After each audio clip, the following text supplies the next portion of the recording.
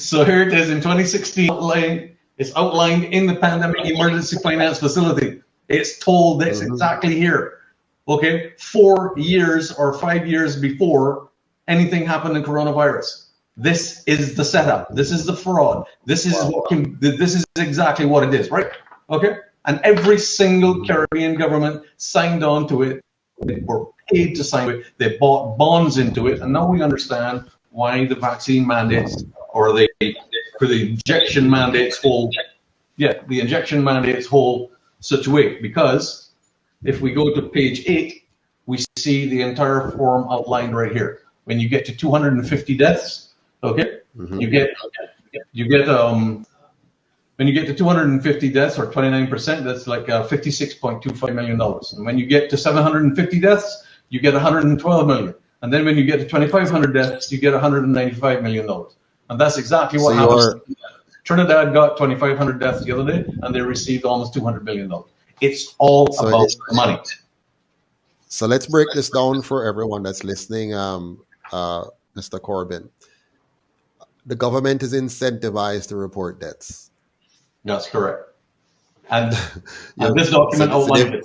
You see this? And yes, so the government, the global powers designed a system that would incentivize our government to look for and report deaths at whatever cost. They'll try their best to make sure there's the numbers. These numbers, of course, will help to feed the fear. And this fear will help to increase compliance. And we have a feedback loop system that works. Now, worse than that, as you pointed out earlier on, prior to all of this, because this is not today, this is not a year ago, this is not 2 years ago, this is not 5 years ago. All of this is a planned scheme which we're moving towards a particular outcome. And that is why, for example, they weaponized finance. So you no longer just have a financial system in your country which is there to provide a supply of money to balance trade between citizens and external parties who want to trade with the country. They moved finance from its purpose of just serving society as a medium of exchange to being a weapon that will be used by globalist powers to manage a country, strangle a country if it needs to, and ensure that at the end of the day, they bring these countries under a system of control where if they don't do as they're told, they will manipulate the monetary system and cause them to suffer significantly.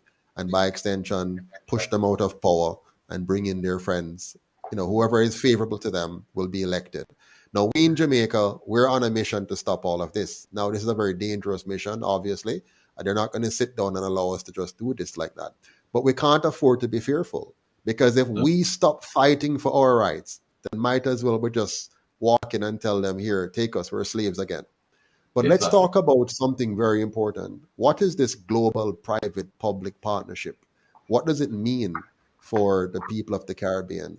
Break it down for Jamaicans and for others who might be watching from other countries. What does it mean, this global private-public partnership? And they make these nice sounding things, you know, private-public partnership, and they feed that to us in so many ways to make us feel comfortable. Tell us about this. What is this? How does it work? Well, the concept of the global public-private partnership is that as we have in this document right here, this chart that's this chart that is shown here. Technically speaking, you have the policymakers who are at the very top. Now, these are the global financial controllers.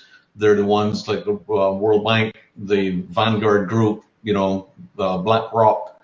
These are the guys that own all the money in the entire world. You have Bill Gates sitting at the top, Jeff Bezos, the guy from Facebook, and everything and so on.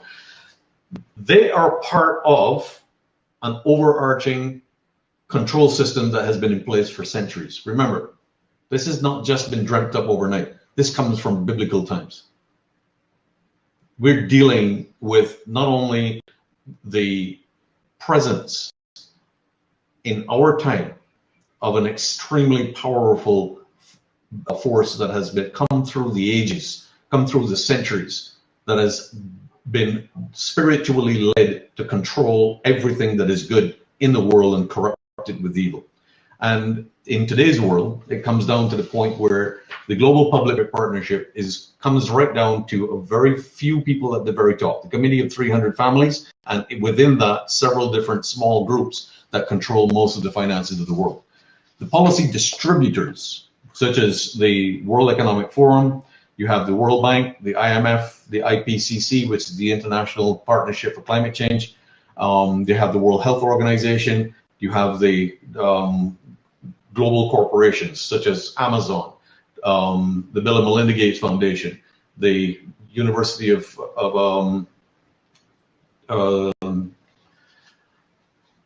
can't remember the name of it. Anyway, it's university. All the big universities are in there. Okay, these are the policy distributors that take the policy suggestions from the people at the top, which are the big organizations like WHO, and they're the ones that write all of the peer-reviewed documentation that is completely false, but is in line with the policy makers' decisions.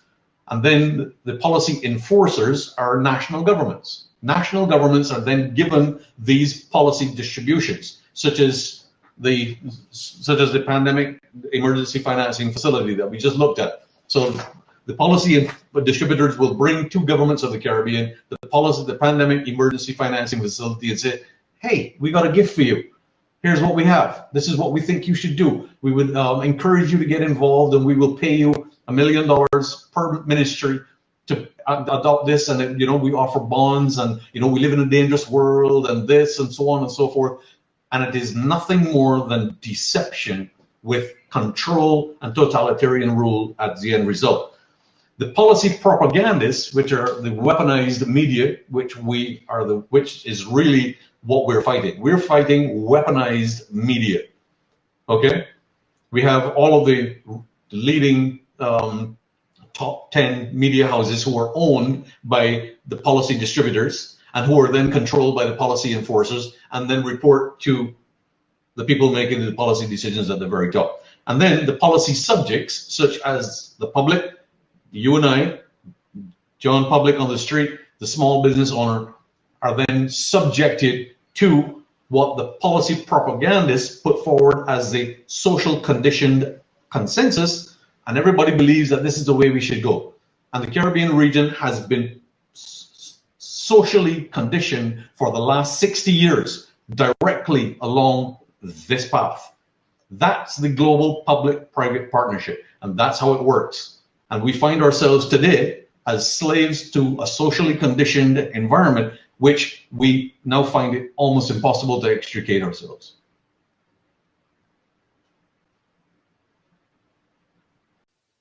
So, in other words, the global public partnership is nothing more than the actualization of what you call that forum again? The World Economic Forum. The World Economic Forum. That's It's correct. nothing more than actually taking the world communist, isn't it? That's correct. With a few very wealthy, rich persons as the ones who get to dictate the terms, who get to That's set correct. the rules, who get That's to tell us correct. when we should wake up, when we should go to bed, what we should eat, what we should wear, where we're allowed to work. Because communism, is about government controlling everything about the citizen. It's taking over your entire life.